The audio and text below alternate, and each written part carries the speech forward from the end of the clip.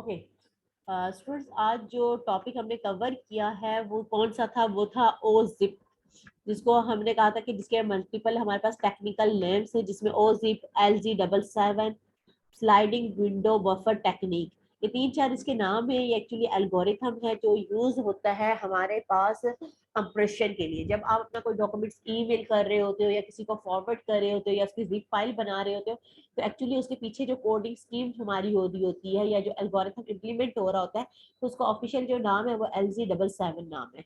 तो उसकी हमने एक एग्जांपल ली थी स्टार्टिंग में, जिसमें हमने लिखा था कि हमारे पास क्या था, the brown fox jump over, पूरा था हमारे पास over the brown foxy jumping frog, एक पूरा सेंटेंस था हमारा।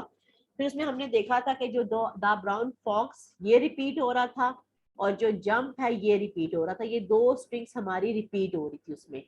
तो जब ये दो स्ट्रिंग्स हमारी रिपीट हो रही थी तो हमने यहाँ पे कहा था कि हमें दो चीजें मिल रही थी। हमने कहा था एक तो हमारी रिपीटिंग स्ट्रिंग्स हमें मिल रही थी कि कौन कौन सी स्ट्रिंग्स हमारी रिपीट हो रही है, रिपीटिंग सीक्वेंसेस थी हमारी।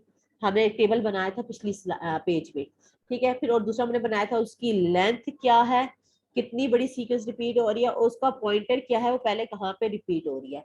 तो जब हमने देखा था यहाँ पर बीच में, यहाँ पर हमारे पास लिखा हुआ था द ब्राउन फॉक्सी, तो द ब्राउन फॉक्सी के लिए जब हमने पीछे काउंट किया था कि कितने पॉइंटर पीछे हमें मूव करना चाहिए, तो हमने देखा था कि हमें इसके लिए 26 करेक्टर मूव करना पड़ रहा था। और जो इसकी अपनी लेंथ थी, हमने जब कैलकुलेट की थी, क्योंकि था द ब्राउन फॉक्स था, यहाँ तक था 1 2 3 4 5 6 7 8 9 10 11 12 13। तो हमने देखा था कि इसकी अपनी जो लेंथ थी वो कितनी थी, इसकी अपनी लेंथ 13 थी। इसी तरीके से हमारे पास एक और स्ट्रिंग रिपीट हो रही थी जो कि थी जंप के नाम से, स्पेस के साथ। यहाँ पे बीच में रिपीट हो रही थी जंप के साथ, स्पेस के साथ जंप लिखा हुआ था। तो जंप 4 करेक्टर है, स्पेस को मिला के 5 करेक्टर बन गए थे। तो हमने कहा था कि भाई इसकी जो लेंथ है, जो सेकेंड रिपीटिंग सीक्वेंस है, उसकी लेंथ हमारे पास 5 है, और उसका जो पीछे हमने से पॉइंटर काउंट करना स्टार्ट किया था, पॉइंटर कंप्यूट किया था, तो वो आया था 27। उसके बाद हमने कहा था कि हमारे पास इनकोडिंग स्कीम्स होती है जो हमने डिस्कस की थी। इनकोडिंग स्कीम 4 टाइप्स की पॉसिबल है, 00, 01, 10 और 11।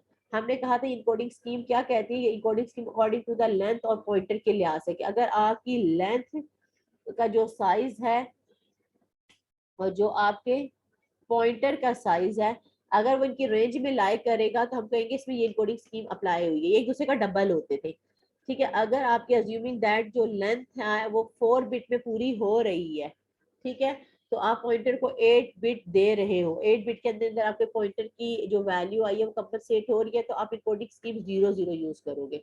इसी तरीके से हमने कहा था इसका अगला था 6, और इसका डबल हो जाता 12 बिट।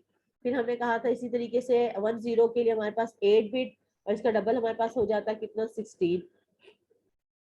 और इसी तरह 32, हमारे पास 16 था, उसका 32 हो रहा था। ये हमें कुछ इनकोडिंग स्कीम्स पड़ी थी। फिर हमने कहा था इनकोडिंग स्कीम के अकॉर्डिंगली हम इसको क्या कर रहे होते, इनकोड कर रहे होते। हमें यहाँ पे इनकोडिंग स्कीम जब यूज की थी, तो हमारा क्योंकि 4 बिट लेंथ के अंदर, और हमारे पास उसके अलावा जो पॉइंटर है वो भी विद इन 8 बिट के अंदर आ रहा था, 8 बिट से ज्यादा नहीं था।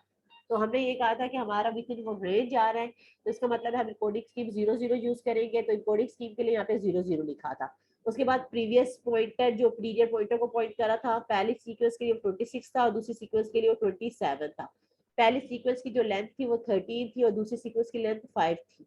हमने जहाँ पे वो कोड रिपीट हो रहा था, वहां पे उसकी जगह वो जो हमारी स्ट्रिंग रिपीट हो रही थी उसके इसके कोड से रिप्लेस कर दिया था, रिप्लेस कर दिया। फिर हमने इन दोनों का कंपैरिजन परफॉर्म किया था। हमने कंपैरिजन करके देखा था कि भाई क्या हमें मतलब बेनिफिट हो रहा है कंप्रेशन का। तो वो हम लोगों ने क्या देखा था, हमने कहा था बिफोर कंप्रेशन, कंप्रेस करने से पहले हमारे पास 53 करेक्टर है। हर करेक्टर को हमने जब 8 से मल्टीप्लाई किया था, क्योंकि एक करेक्टर एक बाइट लेता है, तो 8 से जब मल्टीप्लाई किया था तो मेरे पास आंसर 424 आया था। आफ्टर कंप्रेशन की बात करें तो हमने कहा था कि हमारे पास रिपीटेड सीक्वेंसेस थी, एक ही लेंथ 13 थी, एक ही लेंथ 5 थी, जो दो सीक्वेंस हमारी रिपीट हो रही थी। उसका मतलब है टोटल वो करेक्टर जो रिपीट हो रहे हैं वो 18 है, जिनको हमने 4 से रिप्लेस कर दिया है। तो इसका मतलब है अब हमारे 18 करेक्टर निकल गए, क्योंकि ये कोड बन चुके।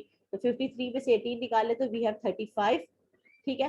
तो हमारे पास लेफ्ट जो करेक्टर थे उनको कितनी बिट्स चाहिए, हमें कहा था एक करेक्टर को 8 बिट्स चाहिए, तो 35 को 8 से मल्टीप्लाई कर दिया, हमारे पास आंसर आ गया 280। ठीक है, फिर हम आगे मूव करते हैं। हमने कोडिंग जो की थी, कोडिंग के अकॉर्डिंगली 2 बिट उसकी कोडिंग स्कीम को शो करते थे, 4 बिट लेंथ को शो करते थे, 8 बिट